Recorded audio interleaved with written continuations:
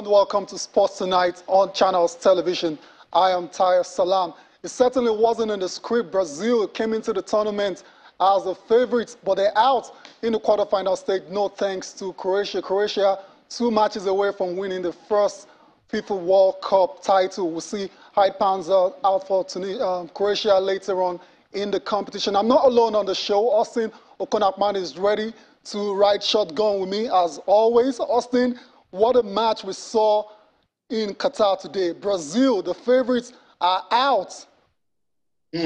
Sporting greetings to you, Tyon, of course, our viewers joining us from different parts of the world. What a story. We said we wanted an unusual World Cup, and we're getting it. We said we wanted to see upset, and we've been seeing upsets from the start of this competition. Gracious goodness. Oh, what a night. I didn't see Croatia beating Brazil. No, we knew it was going to be a tight one, but we didn't know that this aging Croatian team will go all the way and win it via penalties. Tyre, right now, I think Morocco, it is safe to say they can even go on to win the World Cup, because when the way the World Cup is going, you never say never. It doesn't look like the upsets are going to stop any moment from now, so we'll see how it pans out. Of course, I'm not alone in the studio. I've got my guest right there smiling and champing at the beat to be a part of the show as well, too. Olusegun said, what's up? How are you? I'm fine. Good evening. Nice to you have here. Thank you. It's always good to have you on the show. When we do the show together, this has this very wonderful vibe, you know. I know. I have Austin on the other side too. I know Austin is very happy that Morocco is about to win tomorrow. But a wonderful result on that for the Croatian side. The last time Croatia defeated Brazil was in 2005. They made 5 times, and today happens to be the second time since Croatia defeated them. I beg your pardon. So, and that's on penalties. For some funny reason, Brazil couldn't hold on to the results. Probably the result was too hot or something. Probably the goal that they scored, and then. Shegun, I know you can't wait to actually start to dissect what happened to Brazil earlier today in Qatar. But we're going to come to that just shortly. Austin, it's the end of the road for Brazil. It's a shame. It's panned out this way because they had no business losing that game at all. If you watched it totally from the start to finish, you thought they could have saw the game out, especially after scoring in extra time. But it wasn't meant to be for Brazil. A lot of people feel Brazil played to the gallery, and that's why they've ended up losing that particular match. And Croatia, what a team, what a team. I think resilience is the word when you're looking to talk about Croatia. Resilience, they're so dogged, so plucky. They never give up. And what about their pragmatism? A lot of people don't like pragmatism in football. A lot of people love the romantic side of things. But trust me, it is allowed to play in a pragmatic way as long as you're going to get the job done. And that's exactly what Croatia have done. So congratulations to Croatia. They're in the semifinals for the 2nd straight edition. So congratulations to Croatia. Of course, I imagine they've got their eyes on winning the ultimate one. That's the trophy. They don't want to get to the final and lose out again. Of course, they still got a step to go to even get to that stage. Austin, I was saying resilience is the word that you use to describe Croatia. That's right. You're absolutely correct. Add commitment into it also. Add determination into it also. And they did show respect whatsoever to the Brazilian team. When I was watching the game, I was saying that if Brazil scores, we'll see the best of Croatia. And what a time for them to pop up. The moment Brazil scored in extra time, they also, found the back of the net. So it means they were watching the Brazilians. They were waiting to see when they can catch them on the counter. They were running with the Brazilians from start to finish. I thought to an extent, some level of complacency on Tite's team. I don't know, but they didn't just see it like a game that they were going to lose. And there you go. That's football for you. When you don't give it the sort of approach that you should give it, then you get what it gives to you. Particularly when you're pushing it towards penalties. And penalties, we know, is lottery. So shout out to Croatia, finalists at the 2018 FIFA World Cup, and now they've made it to the semifinals. They're trying to prove to us that, look, we're no fluke, and the old army of Croatia keep marching on. Indeed, they keep marching on, led by the evergreen Luka Modric. What more can we say about Luka Modric? Let me come back to you, Segun Vincent. What do you think was the greatest undoing of Brazil in this game, considering that they got the goal in extra time and they could have easily saw out the game? I can't really. What did they do wrong? I mean, they must have gotten it wrong somewhere. What did you notice? Of course, it's going to be a quarterfinal game. Yeah. So it's going to be highly tactical. Okay. There won't be easy goals or easy passes or whatever for the team to break down. Brazil had their chances, just had over like 10 shots on target. Yeah, Croatia just had one shot on target, which happened to be the goal. And they had 9 shots. They had 9 shots plus the one on target. They had 9 shots in total. Yeah. So you look at this game from that angle, you see, okay, probably Brazil on the more dominating side, dominating Rodrigo. Vinicius had probably a relatively average game. Rafinha had a relatively average game. Antonio had a relatively average game. And Neymar, for some funny reason, he has not really come to part in this World Cup. I know people will think otherwise, but he scored today, yes, no doubt about that. But the World Cup has been relatively average for what we know Neymar to do. They only needed to hold on to, yes, I know that he got injured, they missed the main 2 games of the group stage. Yeah, but I felt like probably today he's going to do something different. Also, he scored, but scoring sometimes it might not be enough. You need to do more as regards your presence and all of that. Yeah. Now, they were leading 1 goal, a goal to nil, and the other had some few minutes on, just from 4 minutes off. 4 minutes to 4 play. minutes to play. Yeah. They just need to hold on to the victory, keep passing the ball, keep recycling the ball. They will keep chasing. They're the one under pressure, not you. Exactly. So how they couldn't hold on to the victory at that point in time, how they could allow that kind of space for the player to shoot the shot, for them to score that goal is something that we cannot comprehend. Yeah, I see. I think it's quite. I think it's criminal the manner in which they considered that goal on the counter. I mean, you're the team leading a goal to nil with 4 minutes to play in the quarterfinal of a World Cup. So how's that happened? I honestly don't know, but we have to give to this Croatian side. We're dogged, they're resilient. Mr. Austin gave them all the accolades that give them. I can't give them any accolade anymore because he has used all the awards. Yeah. He has used all the awards there. Shout out to Austin, the man behind the wheels of steel. But I feel like this Croatian side, they're not the side that you cannot mind them anymore. You cannot underrate them. When you underrate them, they have the powerhouse of Modric, Brozovic, and then Kovacic. These are players that they can play in almost any team. Even though Modric is getting older, of course, losing that some level of intensity is losing it. But in this game, the captain of the team, he came to the party. He didn't want to do too much. He cycled possession. Everything was accurate. Gavi's goal, their defender, as arguably one of the best defenders in the tournament, or unless you can put me wrong, one of the best tournaments in the tournament. Yes, the marksman from Leipzig, which almost every club's after him. Their keeper too was excellent today, making those vital saves. 11 saves.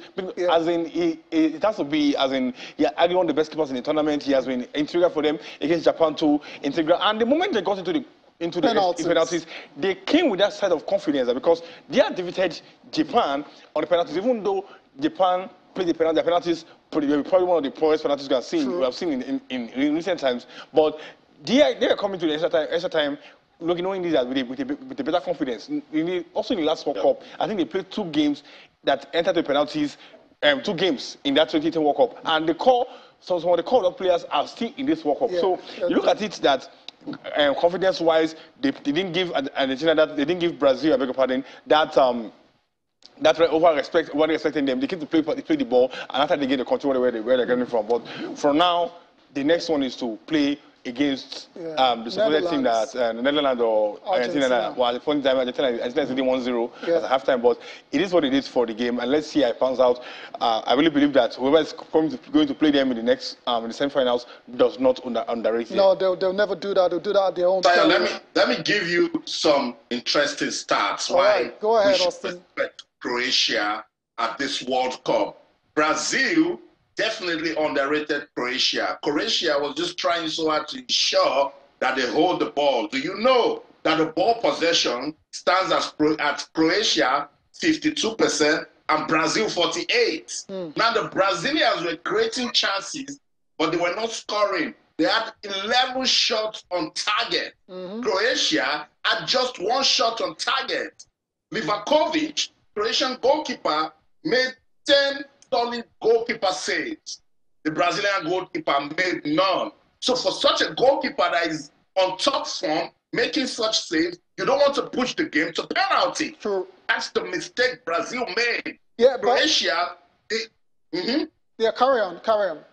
Yeah, and Croatia, they were doing such a good job on the counter-attack. They made 7 fine counter-attacking moves. They were not just killing it off. Brazil made only 3 counter-attacking moves, but they were having more of the ball purposefully, but they made good use of it. And when you're doing that, then your opponent will be getting motivated that when they get the ball, they should be useful with it. And watch Modric today. He was always staying deep so that he can drag more players and then free the ball for the guys in forward to run, and then it goes into the space. That was how they were creating counter-attacking chances. But for 10 saves from Livakovic, then give it up to him tonight for everything that happened with Croatia versus Brazil. Yeah, safe to say, Austin, that the goalkeeper's got a lot of liver. Making all those saves against making all those saves against the almighty Brazil. In case you're just bumping into the show or somehow you missed the game as well, so that went down earlier in the day, Brazil are out of the FIFA World Cup in the quarterfinal stage. That's the confirmation of the results. Trust me, it's no mistake right here. 1-1 it ended after regulation time and extra time, but on penalties, Livakovic, like I said, made a fantastic save, just one, while Marquinhos missed his crucial 4th penalty, hit the post with that one, and that's how Croatia managed to hold their nerves to advance into the semi-finals of the FIFA World Cup for the 2nd straight season, not the season, yeah, 2nd straight competition. Of course, the second quarterfinal match of the day is ongoing at the moment, is 1-0 to Argentina. Right now it's about 56 minutes played so far. Argentina leading by a lone goal, and of course, if the scoreline stays this way, you'll be meeting Croatia in the semi-finals of the FIFA World Cup. I'm going to go back to my seat. All right, okay. I want to go back to my seat soon, but apparently I still have to be here. So what more can we say now about what we're going to expect in the semi-finals? I know it's still a bit too early to start looking ahead to the semis because the other matchup is still being played. You look at the game today, I was able to watch some minutes in that game, highly tactical game. Argentina switched to a back 3 because of first of all, the height of the Dutch side, and of course the pace from the fantastic trio from Codigapo, Memphis Depay, and Bergwijn, which will cause them a lot of problems. You know, Codigapo is one of the highest goal scorers in the tournament. Memphis Depay too, I think he missed a game or two. He missed a game in the group stage, so he's also fast can dribble, can score, can spread out, spread them out. And we all know that this Argentine side, when it comes to the defensively, they're not the fastest, but they can recover and all of that. But they have fantastic defenders, no doubt about that. But let's say I pass that for them. Messi creating that goal for Molina, and we saw how, you know, is anyone that can create any ball from anywhere, he has to be that man awesome. Has to be that man of himself. The game is not over yet. We want to assume that Argentina will win this game or will finish the game, but we cannot say that because football is like biscuit, you don't know where to crack. We saw what happened to Brazil earlier today. Anybody going to face Croatia knows that they have a lot of work to do. Croatia, the dogged side, so they might be at some point be willing to release possession for your opponent so they can break on counter. They had a lot of counter, more than 7 counter attacking situations today. So teams are looking at that, how can they overcome their counter, and they're very soon on the counter, Perisic, their striker, and all of that. And then they have people that are fantastic on the ball. Modi can keep the ball for now till next year. He's very, very composed under pressure. Kovacic is almost press resistant. Brozovic, too, the fantastic the warhouse in the middle of the park. They have this fantastic defender. They're going to have a lot of work to do playing against the entire side. Messi, you know. If Argentina advance. Yeah. If Argentina advance. And then if the Dutch side advance, so how are they going to match up against the fantastic trio of the Bergwijn, Codigapo, and Memphis Depay in front, and then Nugent Young and the other midfielder in there with him. And of course, we don't know that Van Dijk and Nitahake, which are also supposedly fantastic defenders, although Van Dijk is having a rough patch in his career at this point in time. Nitahake too, he has been fantastic with the party with him, and the keeper was excellent, making those White House saves, especially against US in the first start. I made those 2 saves, the one with the Perisic game, so Perisic shot. Let's say I pass that for both teams. I'll keep my fingers crossed in this game, and then. But you think Argentina will do enough to advance? I think Argentina would qualify for Netherlands, and if they don't, that means they're not ready, and it means that another generation will go without when winning the glamorous trophy of international football, which is the World Cup. Interesting situation coming from the World Cup in Qatar. Of course, it was heartbreak for the fans of Brazil watching that game to see the manner in which they lost out to Croatia. We're going to see pictures are coming from that situation. Brazil fans, obviously, very, very disappointed. And the Croatians, you can see them right there celebrating, ecstatic, joyous, euphoria, however you want to describe it. Of course, the flares are to go up as well, too. And they're just a country of less than about 4 million people getting to the semifinals of a World Cup back-to-back. Because I remember in 1998, France, when they went all the way to the semis as well, so they had the likes of Davasuka and Koyola. Oh, it was a small country, but to show you that all these years afterwards, they're still playing at the very top of world football, then you have to give the credit to the sporting authorities in Croatia. Look at the downcast Brazilian fans. They cannot believe what has just happened to them. Austin, I mean, look at their faces. Football happens to them, you know. Yeah. I think Brazil, they have themselves to blame for today's defeat. They had every opportunity to kill off that game, some bit of complacency, and I think there was too much reliance on Neymar today, and then he got the goal. When he got that goal, I think the least they could have done is try to defend that goal. You know, it was in extra time, and then they blinked, and Croatia happened. You know, that's what this Croatian team can do to you. You get into the game thinking, oh, they are the aging Croatian team. They're the same team that is just Luka Modric doing all the magic, and then they start playing, and then you find out that they are actually a compact unit, a strong unit. It's quite disappointing. If I'm a Brazilian, I'll cry till the end of the year because you can't have such quality in the team, and then you go out in the quarterfinals. The least that Brazilian fans were expecting from this team was a finalist place, you know, so that, you know, even they don't win it, you say they got to the final, but a quarterfinal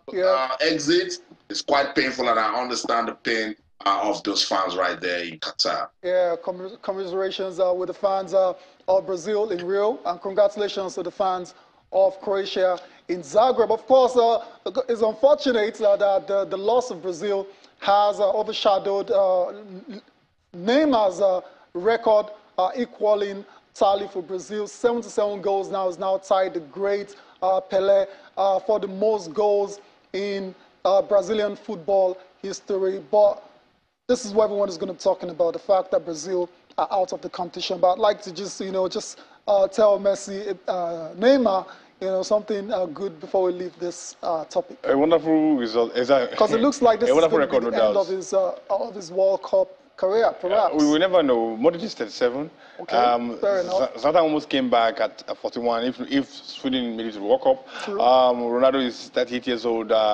So it was many years ago we used to think that players in the 30s are probably going to wind down from football. So what happened after Germany won the World Cup? Lam retired from World Cup. Toni Kroos retired, I think, after the last World Cup. So there's really no age is not a defining factor. We are seeing what Tom Brady is doing in American football. He's 43 years old. He's still winning Super Bowls. So the older the wine, the better it is. So depending on how depending on why you drink it, I decided what you drink it anyway. Exactly. Because it may taste someone, it tastes sweet in my mouth, and not taste sweet in your own mouth. But I get what you're saying. You know, because of advancements in medicine these days and in nutrition as well. So if you take care of yourself, good care of yourself as a footballer, you can actually extend your career. I mean, Ronaldo is one of those players. He's at the World Cup as well, to 37. So yeah, perhaps I will get to see Neymar again before it's all said and done, right? Probably. Yep. So good one for Neymar, Tayo. I thought he needed to, you know, prove something at this World Cup, and if equaling Pele's record is something that we'll use to remember Neymar at this World Cup, then it's a good one. About 60 minutes played in that game between Argentina and the Netherlands, and it's still Argentina 1, Netherlands 0. Let's go on a quick break now. When we come back, we'll talk about the big one for tomorrow. It's England taking on France. Don't go anywhere. Stay. Welcome back. It's Sports Tonight on your award-winning Sports Loving Channels Television. And on the show tonight, we're taking a look at the semi-final fixtures the 2022 quarterfinal fixtures. You got it carried away, Austin. Come on, man. Croatia made it to the semi-finals, and I'm already jumping. Yeah. We're talking about the quarterfinal fixtures at the 2022 FIFA World Cup. The game between Argentina and Netherlands is still 1-0 in favor of the Argentines, but the Netherlands tie up. They're pushing, they're fighting, they're locking it up now in the middle, taking the game to, Argentina to see if they can, come back into that one. But I think it's going to be very tough. Yeah. I know we cannot wait to talk about the big ones tomorrow time. We can't wait to talk about the Three Lions taking on defending champions France. Of course, I guess it's going to do justice to that particular game as well. It's got a very big smile. I wonder why he smiled. But before we get to France and Argentina, France and England, let's focus on Morocco and Portugal. And I'm going to come to you. I want you to be very honest with me. Shego, what chance did he give Morocco of making it into the last stage of the competition in Qatar? Considering the group that I had, Belgium, Croatia, and Spain. I never expected them to go top in that group. I expected them to probably give them the Belgian side and the Croatian side. They don't for their money. But, the Belgian side, they have been patching things up for a very long time, and it was only down that their park scattered because all their defenders are way above 35, 34. They are no more in playing headlight football like they used before. So Morocco coming first was a bit of a surprise because I mean second. Yeah. Them playing Spain, contrary to what people think. The Spanish side are a very terrible side. They are not been fantastic since when Hurricane came. They've not been having patches, and I think we got deceived, or they got deceived by the 7-goal trashing of Costa Rican side, and then we saw what happened. The midfield, they're not making runs to the ball. They lack penetration. They lack penetration. They're being static. Some players are not meant to be there. Players like Sergio Busquets, as great as he is, at this point in time, I don't feel he should be in that squad. Jordi Alba, these are players that are not. Then, for what is what, Gavi, and for whatever reason, he was non-effectual in this World Cup. Some people say he's been overhyped. Pretty fantastic player, but this player didn't click at the World Cup. For some weird reason, he keeps playing Rudy at the centre back, and you took over 4 defenders for some weird reason, and then you put Rudy in centre back just making passes and passes and passes, which were none. Those passes did not make any concentrated effect as regards Spain winning the game and that's why against Spain Morocco. With his job. Yes, and then Spain too were also unlucky because Enrique said that they had practiced over 1,000 penalties and they couldn't score one. Yeah, that's not being unlucky. That's being lacking. They couldn't score one. Yeah, that's not luck. Anyways, and then the second player hit the post before the game ended, and then the player hit the post. That's not why they're out of the competition, Shega. I don't know what you're trying to do with that particular game. All right, let's focus on England versus France now. That's the game. That's the big game for tomorrow. Of course, Morocco will be in action against Portugal as well, so that's a big game as well. We'll come back to it later on the show. We'll see pictures are coming from the final training session of the Three Lions of Bukayo Saka, and importantly, Raheem Sterling is back in the camp after having to leave camp to go home because of a little family emergency, but everything seems to be okay on the home front now, so he's back with the Three Lions, and it might just feature tomorrow against France. But before we go back to Austin to get his thoughts on this game, we're going to get the pre-match thoughts of the coach, Gareth Southgate, as well as the captain, Harry Kane, speaking ahead of tomorrow's game. Tomorrow there are 2 world-class forwards on the show. Well, there's more than that, really. But obviously everybody will focus on Kylian Mbappe and Harry because of the number of goals. But of course, Olivier Giroud is the French record holder, and Antoine Griezmann is a player who I have a huge amount of respect for as well. So we think we've got some good attacking players in our team, and it's a great game for supporters to watch. Yeah, I think any big game, big match that I've been involved in, quarterfinals, knockout games, it comes down to the smallest of details. And normally the team that gets more of them right is the team that wins. So, yeah, it can be anything. It can be a set piece. It can be, a goal from 40 yards. It can be a mistake. As we know in football, there's a lot that can happen. So we just need to be prepared to get our details right. It's all about getting the details right, spot on, because these knockout stage competitions are very, very tricky, very, very tight and cagey. So, like Hurricane said, the finest details usually determine the outcome of these kind of games. Based on what you've seen so far from England and France, where do you see this match likely to be won? First of all, when it comes to knockout games, first of all, you have to understand that there's a mentality behind it. Who wants it the most would most likely get the results. But now, I want to go to the... That aside, I have to say that aside. Yeah. Look at this English side. Yeah, they've grown from 2018 to 2021, the Euros, and now here. They played Iran 6-2. They played against US, it's complete 0-0. And after so much cry, he made some tactical switches in the game, and then they played the Welsh game 2-0.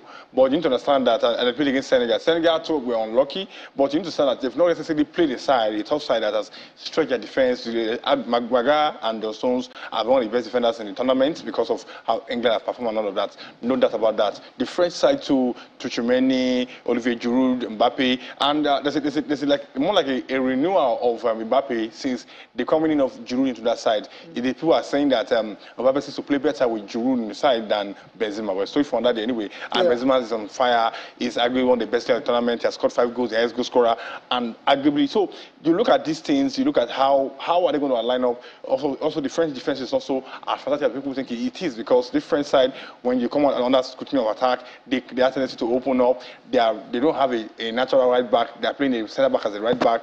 These are issues. Although Theo Hernandez too, fantastic left back, arguably one of the best left back in the world, and of course Hugo Lloris, a fantastic goalkeeper, again a great captain for this side. I feel like the past 5 fixtures, England has only won against the French side once, and a lot of far cry has been coming out, or a lot of cry, I beg your pardon, has coming out of how can the English side handle Mbappe. They're putting pressure on Kyle Walker, and people are forgetting that Mbappe is not the only player in that game. Does it transcend them into a better side? Of course, yes, it does. But there's also Usman on the other side. There's also Antoine Griezmann on the other side, and there's also Olivier Giroud on the other side. How would the English side undo this side is yet to be seen.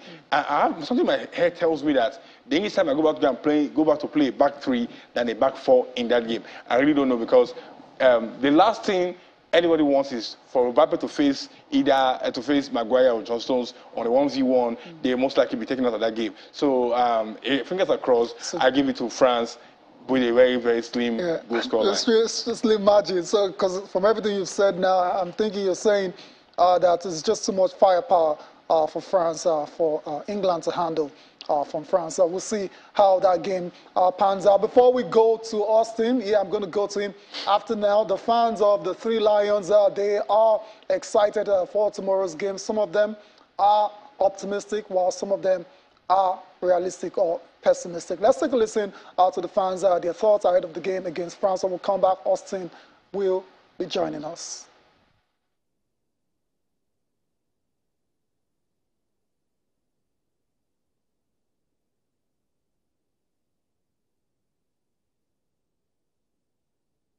We know France, we know their players, we know how good they are. When you only have to look at the quality up front. But then you look at our team, and we can match them. Basically, our back 4 have got to be on fire, and our front 3 have just got to do the business that they do normally. But our strong point is whoever we take off, we're going to bring someone on who's just as strong as them. So I actually think we've got a good chance tomorrow.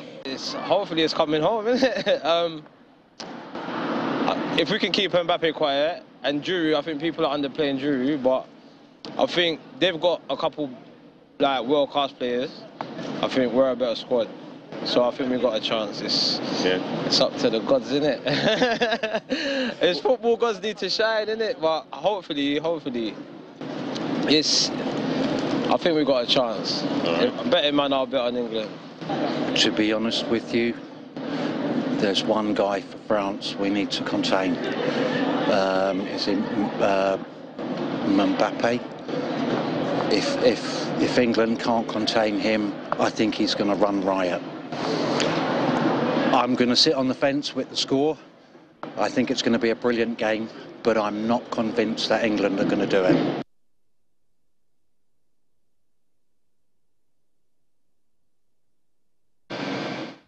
All right, welcome back to Sports Tonight on Channels Television. Austin, the fans, some of them, believe, some not so much belief. That guy, I think he summed it up properly that he's not convinced just because if you take a look at this French team and the firepower they have up front, it should threaten anyone. Dembele, Olivier Giroud, Mbappe, Antoine Griezmann, it will worry any team. But here in England, tired. The fans are optimistic. They're very optimistic, and as you can see, everywhere the flag is out, people are talking. If you go to every pub, they're talking about this game against the French team. They're confident. They just want to start singing "It's Coming Home." They want to see what this game will turn out, but they're very confident. The fans back home are confident that they have the quality to contain this French team, particularly the defenders. The defenders need to be top-notch. As I mentioned, Mbappe, Giroud, Dembele, Rabiot, Griezmann. They've got so much firepower going forward, but also the French team, the defense line led by Varane, should be ready for some pacey firepower football also. So it's going to be a good game of football because both sides are coming up good wins from their round of 16 games. England, they were dominant against Senegal. French side, they were dominant against South Korea. So it will boil down to tactics because they've got quality on both sides. It is the team that comes out with more teamwork and shows character that will go on to win the day. You know what? Let's listen to the French captain, Hugo Lloris. He's been talking about the game also. Come back and talk some more. If we compare both sides, there were more English players at the World Cup in Russia than French players. And if you look at the English squad, there were semi-finalists at the World Cup. They were runner-up at the last Euro. And there is a real progression, and I believe that this team is getting mature and ready to compete for trophies now. They were a bit unlucky at the last Euro. They came very close, but they are here to win. No? In our side, there was a lot of changes with a new generation of players. Who are ready to compete because they all play in best club in Europe. But we have a good mixture between experienced players and young players, and we try to develop ourselves to become stronger step by step, and we have to make sure that we will be ready to challenge England on Saturday because it's going to be a big battle. Yeah, it's going to be a big battle between France and England. Quick updates in the game between Argentina and the Netherlands. It's now Argentina 2, Netherlands 0. Lionel Messi from the penalty spot. I think we can say it's done and dusted in that one. There you go. The little magician once again being very decisive. What a pass for the first goal out to Molina. And now on the score sheet, there you go. That's the confirmation of the result. It's not a result. Is it a result yet? Are we getting too carried away?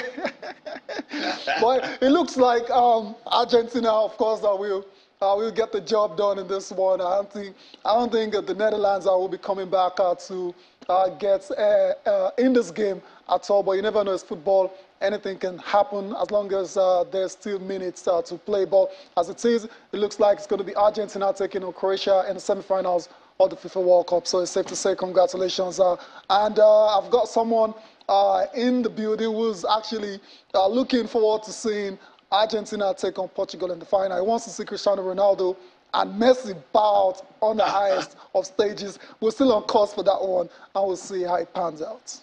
Austin. Yeah, it's going to be good, then it will get a conversation going. We, football followers, lovers, pundits, we just love putting in Messi and Ronaldo, into the conversation. So Lionel Messi giving us reasons to talk. It will be good to see Messi and Ronaldo in the final, but Africa would love to see Morocco. But yes, they need to beat Portugal and stop Cristiano Ronaldo from getting to the final. We over here in Nigeria and Africa, by extension, we don't want to see that. We want to see Morocco perhaps go all the way. So, yeah, we'll see how it pans out. Let's get on with the show and focus now on that game, Morocco versus Portugal. The Moroccans have received a lot of plaudits in this competition, rightly so. Just like Croatia, they're a very pragmatic side as well, too. They come in with a game plan, they execute to a T, and it's brought them thus far. How are you seeing tomorrow's game against Portugal? This Morocco side is a very dogged side. They're a side that they know how to use the weight. They're a side that is a very pragmatic side. We saw what happened with Boufal, Ziyech, how they were tactically. They didn't give Spain the space that they had, you know. Spain also kept making passes upon passes upon passes. And I think Rodri broke a record of most passes made in the tournament, over 200 passes, and there is 60 passes difference from between him and John Stones. That's to tell you how the Spanish team just kept passing the ball without any intent. You know, there's no point passing the ball without having any intent or whatever. How will they handle this Portuguese side that they pass the ball, but they're not as passing oriented as the Spanish side? They're a lot more direct. They're a lot more direct than the Portuguese side. Also, the Portuguese side to have their own issue of coercion. How Felix, Ronaldo going to start that game. How Felix and Ronaldo mean they're going to play a diamond formation with Bruno Fernandes. Bruno Fernandes, I mean, arguably their best midfielder. We didn't see a lack of cohesion from Portugal in their game against Switzerland. But look at their game in the group stage. In the group stage, they are having issues. A lot of people are clamoring for why is Rafael not starting that side.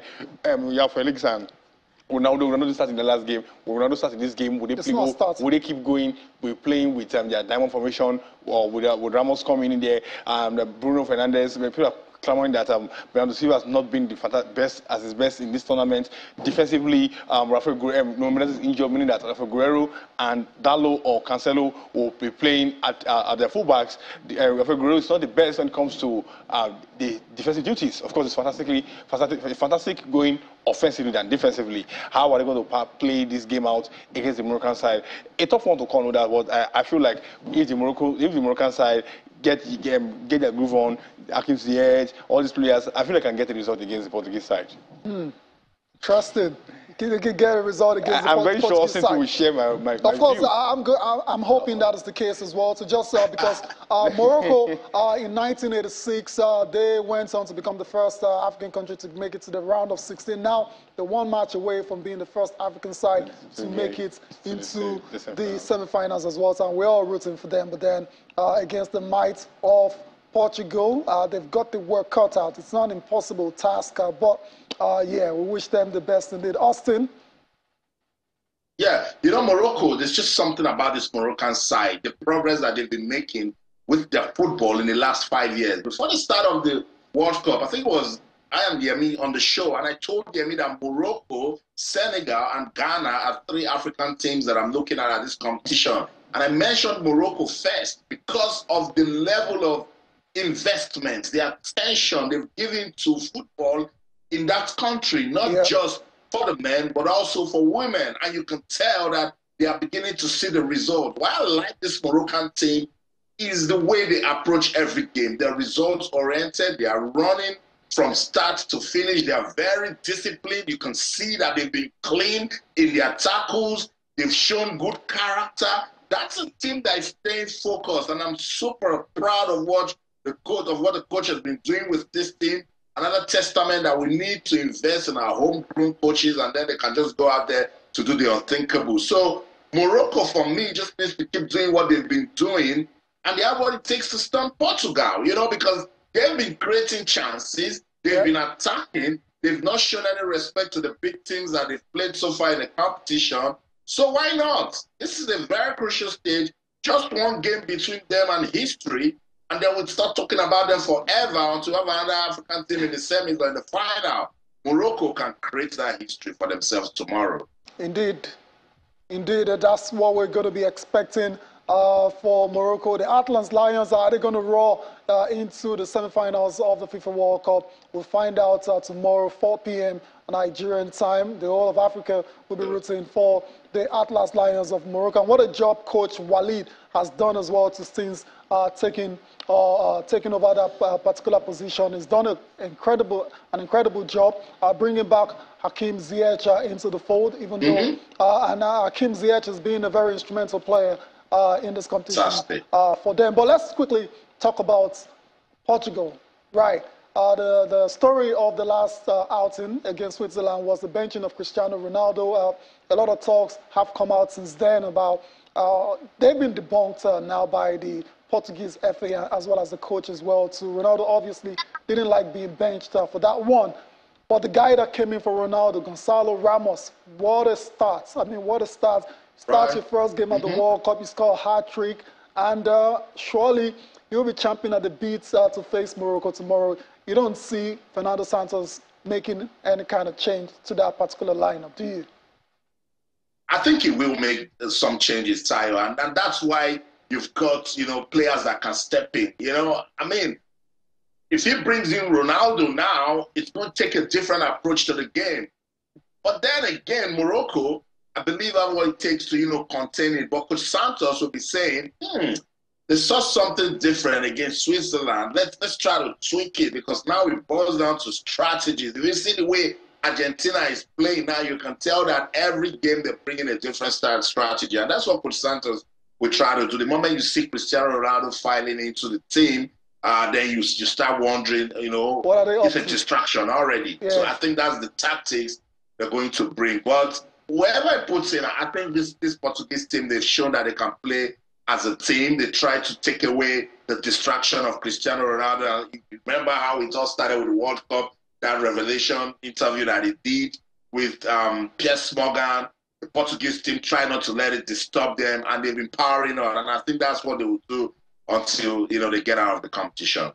All right, we'll see if Cristiano Ronaldo indeed makes the starting lineup for Portugal against Morocco in that quarterfinal clash at the FIFA World Cup. That's going to be tomorrow, 4 p.m. Nigerian time. Of course, let's get on with the show now. Still updates are coming from the Argentina versus Netherlands. It's still 2-0 to Argentina, 82 minutes played. And like I said, barring a miracle or barring a serious catastrophe for Argentina, they should be making it into the semifinals of the FIFA World Cup. Of course, Argentina are looking to win their third title following victories in 1978 and 1986. So, Tayo, the moment you mentioned 2-0, the Netherlands, they were like, what is he talking about? So it's now 2-1. There you go. Let's see.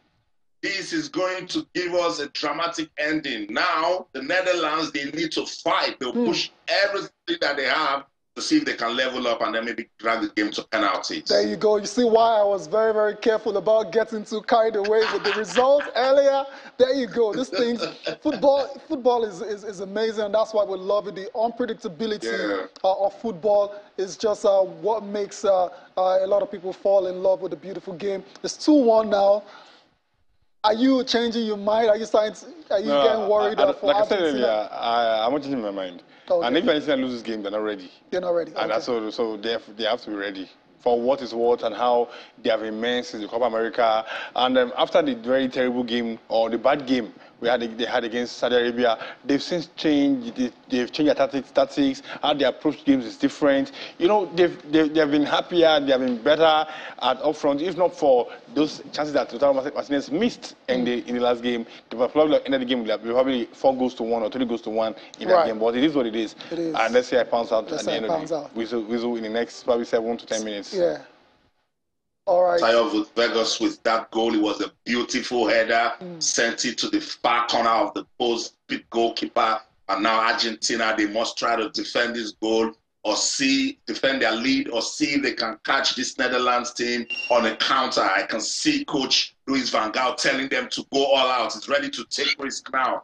Go all out and see if you can get, this game leveled up and push it all the way till the end. Extra time. Yeah, I'd love to see extra time in this game. No doubt. I'm just being selfish right there. All right, before we close the show, let's give you updates coming from the National Sports Festival. Delta State, once again, still the team to beat. they've actually increased the gold medal haul now to 229, as you can see, and for a total of 450. They're miles and daylight ahead of their closest rival, if you could call them rival, Bayelsa State. 97 gold, 73 silver medals, and 64 bronze for a total of 234. Coming third is Edo State. Edo State promised to come back with a vengeance after losing to Delta at the last festival. But as you can see from the tally, they're miles off as well to 48 gold medals, 61 silver, and 131 bronze medal for a total of 240. So it's safe to say this competition is over, really, and congratulations to Delta State. And that state, they're definitely doing something right, and that's why they keep dominating the National Sports Festival. Shegun. A wonderful result, no doubt, for them, and Edo State are runners up. Remember last year too, Delta won the sports festival right there on their home soil. Their home soil, and Edo too came runners up. And Bayelsa too are doing a wonderful result. Then the Gali is doing an excellent result, excellent work for them. Let's see, I found out another state to sub them. Zamfara, last but not the least in this tournament, they have 0 medals. Not to shame them, but it's disappointing from their own end. At least they can be able to pick up at least a medal. Who's that? Zamfara United. Zamfara They're still on 0, or they got a medal? I don't know if they got a medal, but last time I checked, it was 0.